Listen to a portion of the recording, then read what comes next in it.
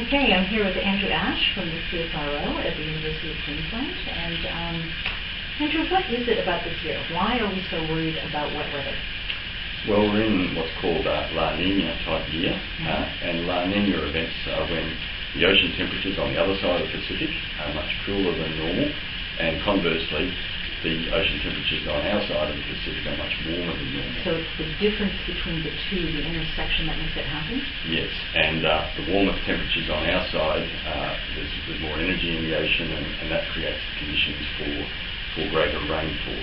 And we've had La Ninas before. What's different about this one?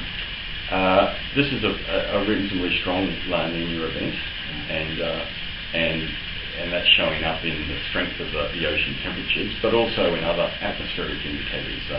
Every Wednesday night on the ABC News, we hear about the Southern Oscillation Index from Jenny Woodward. Yes. Well, it's very positive this year, and very highly positive, and so that is another indicator of potentially above average rainfall conditions. So how does that play out in terms of cyclone? Different picture on the coast, different part of Queensland. What are the risks there?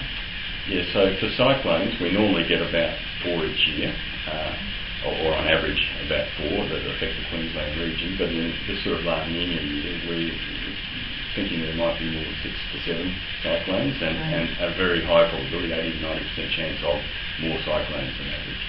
Okay, and I guess the fear is they sometimes often track just off the coast, but then every once in a while they actually come in. Yeah. So maybe the fact that we have more of them means the risk that one might come in is a little bit higher. Yeah, they don't all cross the Queensland coast, but with more cyclones there's obviously greater risk that we'll have more effect in our communities along the coast.